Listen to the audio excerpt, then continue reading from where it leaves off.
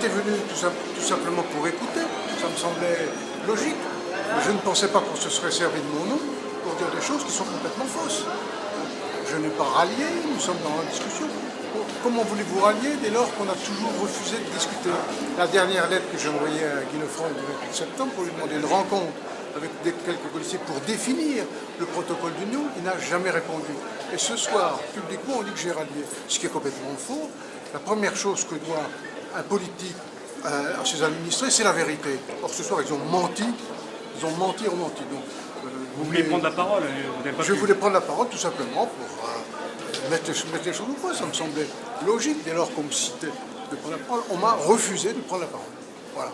Et qu'est-ce que vous allez faire maintenant alors?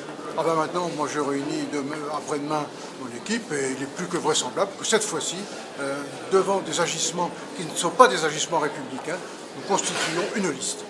Le reproche qu'il vous fait, il y a 5 minutes, c'est de ne pas lui avoir laissé la parole quelques secondes. Mais c'est pas un happening, une réunion publique.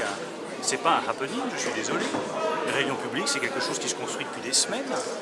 C'est des mois de préparation, cette soirée. Vous ne faites pas venir 1000 personnes comme ça dans une salle sans que les militants soient mobilisés, sans que les opposants soient mobilisés, sans qu'il y ait derrière une vraie construction politique. Personne d'autre, je crois, dans la salle n'a demandé la parole. Pourquoi Jean-Pierre Nicolas était plus légitime que n'importe qui d'autre dans la salle pour prendre la parole?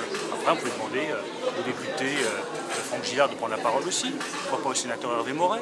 Et pourquoi pas aux maires qui sont venus de la communauté d'agglomération de prendre la parole aussi? Ils avaient sans doute des choses très intéressantes à dire. Il y avait des commerçants qui étaient là. Les commerçants aussi avaient des choses intéressantes à dire. Il y avait des représentants des professions médicales. Ils avaient sûrement des choses intéressantes à dire. Il y avait des représentants de la mairie. Les employés de la mairie, moi j'aurais bien aimé les écouter, eux aussi avaient le droit à la parole. Si vous voulez faire perdre le maire, c'est ridicule. Vous voulez faire gagner. Alors dans ce cas, vous dites que vous les soutenez. Et vous dites pas, mon Dieu, j'ai pas pu parler. Il a raison, devait lui donner la parole. Pourquoi? C'est pas un chien, c'est un ancien maire. C'est la démocratie. Ça s'appelle la démocratie. Ça s'appelle la démocratie.